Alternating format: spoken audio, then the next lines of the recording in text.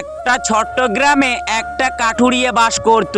তার নাম ছিল মিলন। সে খুব অলস ছিল। সে সারাদিন টই টই করে ঘুরে বেড়াতো, কোনো কাম করতো না। ওই জন্যে ওর বউ ওকে অনেক বকাঝোকা করতো।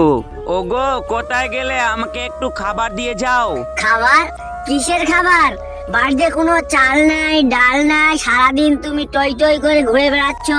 আর পেটে যখন টান পড়ছে তখন তুমি ঘরে আসো খাবার জন্য। যাও, তুমি বনে যাও, কাঠ কেটে নিয়ে এসে বাজারে কাঠ বিক্রি করে তারপর বাজার করে নিয়ে আসো, তারপরে বাড়িতে খাবার পাবে।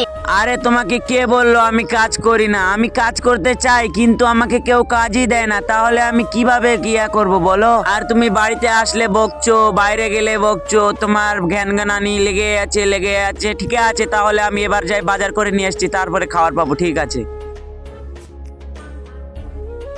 বউয়ের জ্বালা কেউ দেখিনি গো, বউ হলো এমন জিনিস চুষে খাবে গো। দাঁড়াও দাঁড়াও, আমাকে বাঁচাও, আমি 3-4 দিন ধরে কিচ্ছু খাইনি। আমাকে যদি তুমি যত্ন করো, ভালো মন্দ খাও, আমি তাহলে তোমাকে প্রতিদিন একটা করে সোনার ডিম দেব। কি সোনার ডিম? ঠিক আছে, তাহলে তোমাকে আমি আজ থেকে পালবো। ঠিক আছে, চলো আমার সঙ্গে।